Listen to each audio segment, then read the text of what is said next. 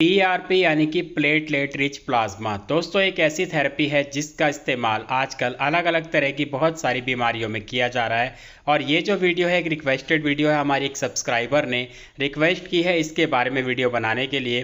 तो आज के इस वीडियो में हम बात करेंगे कि पीआरपी ट्रीटमेंट क्या है, कैसे किया जाता है और इसके क्या फ़ायदे क्या नुकसान हो सकते हैं। तो आगे बढ़ने से पहले आप लोगों से रिक्वेस्ट है वीडियो को लाइक कर दीजिए, क्योंकि बाद में आप लाइक करना भूल जाते हैं।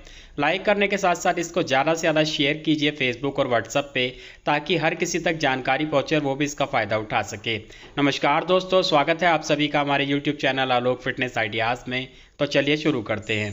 पीआरपी यानी कि प्लेटलेट रिच प्लाज्मा दोस्तों एक तरीके की थेरेपी है, और इसमें हमारा जो खून होता है, हमारा जो ब्लड होता है वो लिया जाता है। ब्लड में से प्लेटलेट और प्लाज्मा अलग करके और उसको इंजेक्शन के माध्यम से हमारी बॉडी में जिस जगह का ट्रीटमेंट करना होता है वहाँ पे इंजेक्ट किया जाता है।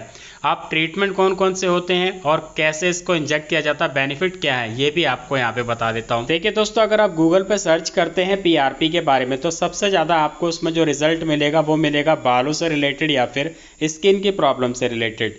और जैसे कि आजकल जो है बाल्डनेस की, हेयर फॉल की प्रॉब्लम ज़्यादा हो रही है, तो ऐसे में डॉक्टर जो है, जो डर्मेटोलॉजिस्ट होते हैं, जो स्किन के डॉक्टर होते हैं, वो हेयर फॉल के लिए या फिर बाल्डनेस के ट्रीटमेंट में पीआरपी का सबसे ज़्यादा इस्तेमाल करते हैं।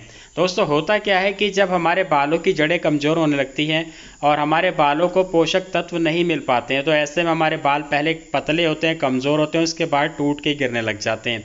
तो ऐसे में जब पीआरपी ट्रीटमेंट किया जाता है, यानी कि हमारे ब्लड से प्लेटलेट्स और प्लाज्मा ले करके इंजेक्ट किया जाता है हमारे बालों की जड़ों में, हमारे सिर की त्वचा में, तो जो बालों की जड़ें हैं उनमें दोबारा से जान आनी शुरू हो जाती है और रिएक्टिव होने लग जाते हैं। ऐसे में क्या होता है, जो हमारे बाल कमज़ोर हो गए हैं वो मजबूत होने लग जाते हैं और बाल टूटने बंद हो जाते हैं। ठीक इसी तरीके से अगर हम इनफर्टिलिटी की बात करते हैं तो महिलाओं में क्या होता है कि एक एज के बाद उनके अंडे कम होने लग जाते हैं या फिर बहुत कम रह जाते हैं। तो ऐसे में ओवरी क्या करती है, जो बचे हुए अंडे होते हैं उनको प्रोड्यूस नहीं करती है, एग की क्वालिटी भी ख़राब हो जाती है। इसके अलावा दूसरी चीज़ क्या होती है कि यूट्रस जहाँ पे इम्प्लांटेशन होता है, यानी कि जब बच्चा भ्रूण के रूप में होता है तो वहीं बच्चेदानी में जाकर के इम्प्लांट होता है, वहीं पे पूरे 9 महीने बढ़ता है। तो बच्चेदानी कमज़ोर होती है, इस केस में क्या होता है कि इम्प्लांटेशन फेल हो जाता है।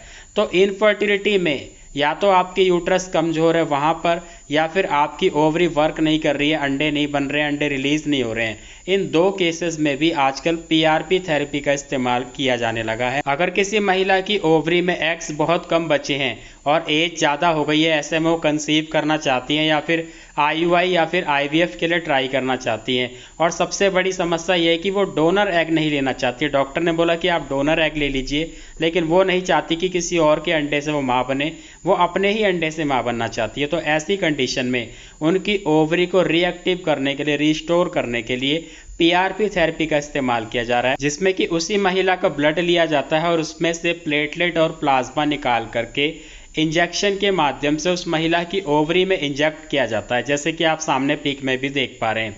और ऐसा करने से क्या होता है कि ओवरी जो है फिर से काम करना शुरू कर देती है और वहाँ पे जो एग्स बचे हुए हैं वो ग्रो करने लग जाते हैं, उनकी क्वालिटी भी अच्छी हो जाती है। ये चीज़ की जाती है आईवीएफ की कंडीशन में, और इंजेक्शन के माध्यम से उन तैयार हुए फॉलिकल्स को, यानी कि एग्स को बाहर निकाल दिया जाता है और उसके बाद उनको फर्टिलाइज कराया जाता है। तो यहाँ पे आप एक चीज़ समझ गए होंगे कि ये चीज़ तो ठीक है कि आप जो है पीआरपी थेरेपी करवा लेंगे, लेकिन आप नेचुरली कंसीव करना चाहते हैं पीआरपी करा के, तो इस चीज़ के चांसेस बहुत कम हैं। ये चीज़ जो है डॉक्टर आईवीएफ की कंडीशन में ही ट्राई करते हैं। इसके अलावा दूसरी कंडीशन जो मैंने अभी बताई कि बच्चेदानी वाली, जिन महिलाओं की बच्चेदानी कमज़ोर होती है, उनकी एंडोमेट्रियम ठीक तरीके से तैयार नहीं हो रही है, ऐसे में वो माँ बनना चाह रही है, तो डॉक्टर क्या करते हैं कि पहले उनकी बच्चेदानी को ठीक करने के लिए उनकी एंडोमेट्रियम सही तरीके से बनने लग जाए, इस चीज़ के लिए पीआरपी थेरेपी करते हैं। क्योंकि दोस्तों एग निकाल करके बाहर फर्टिलाइज करा लिया जाएगा, वो भ्रूण भी बन जाएगा, लेकिन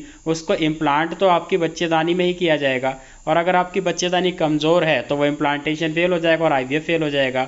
तो इसलिए आपकी बच्चेदानी को तैयार किया जाता है पीआरपी के माध्यम से, और पीआरपी करने के बाद जो एंडोमेट्रियम है फिर से नेचुरली अपने आप बननी शुरू हो जाती है, बच्चेदानी जो है रिएक्टिव हो जाती है, स्ट्रॉन्ग होने लगती है, और वो इम्प्लांटेशन के लिए तैयार हो जाती है और उसके बाद आईवीएफ की प्रक्रिया की जाती है। अब आप में से बहुत सारे लोग ये भी सोच रहे होंगे कि इसका रिजल्ट कितना है, रिजल्ट आता भी है नहीं आता है। तो यहाँ पे एक चीज़ बताना चाहूँगा, देखिए मैंने भी इसके बारे में बहुत रिसर्च की है और मुझे भी अभी तक कोई ठोस जानकारी नहीं मिल पाई है कि इसके सक्सेसफुल होने के चांसेस कितने हैं।